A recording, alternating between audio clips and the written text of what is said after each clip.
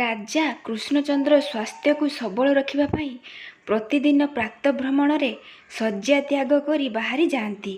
କେଉଁଦିନ ମନ୍ତ୍ରୀକୁ ସଙ୍ଗରେ ନିଅନ୍ତି ତ କେଉଁଦିନ ଏକା ଏକା ଚାଲିଯାଆନ୍ତି। କିଛି ସମୟ ପରେ ଫେରିଆସି ବଡ଼ କ୍ଳାନ୍ତ ବୋଧ କରି ଥକା ହୋଇ ବସିଯାଆନ୍ତି। ରାଜାଙ୍କର ଏପରି ଘଟଣା ଦେଖି ଗୋପାଳ ପ୍ରତିଦିନ ଥଟ୍ଟା ବିଦ୍ରୂପ କରେ। ଗୋପାଳକୁ ଜବତ କରିବା ପାଇଁ ଦିନେ ରାଜା କହିଲେ, ଗୋପାଳ, କାଲି ତୁମେ ପ୍ରାତଃଭ୍ରମଣରେ ଆମ ସାଙ୍ଗରେ ଯିବ। ଗୋପାଳ ହାତ ଯୋଡ଼ି କହିଲା, ଯିବି ଆଜ୍ଞା। ତା ପରଦିନ ଯଥାକାଳେ ରାଜା ଓ ମନ୍ତ୍ରୀ ଗୋପାଳକୁ ସାଙ୍ଗରେ ଧରି ବାହାରିଗଲେ। ଅନ୍ୟ ଦିନ ଅପେକ୍ଷା ସେଦିନ ଅନେକ ଗୁଡ଼ିଏ ବାଟ ଆଗକୁ ଚାଲିଗଲେ।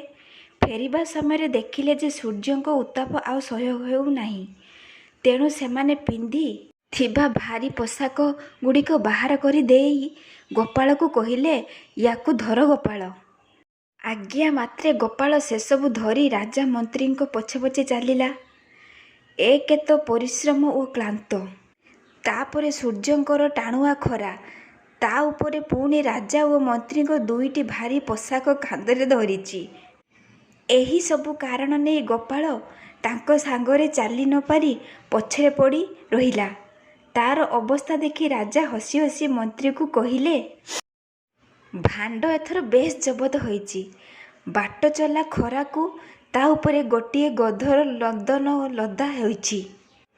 ଏକଥା ଶୁଣି ଗୋପାଳ ସଙ୍ଗେ ସଙ୍ଗେ କହିଲା, ମହାରାଜ ଧର୍ମାବତାର, ଗୋଟିଏ ଗଧର ଲଦନ ହୋଇ ଥିଲେ ତ ମୁଁ ବଞ୍ଚିଥାନ୍ତି, କିନ୍ତୁ ଏ ଯେ ଦୁଇଟି ଗଧର।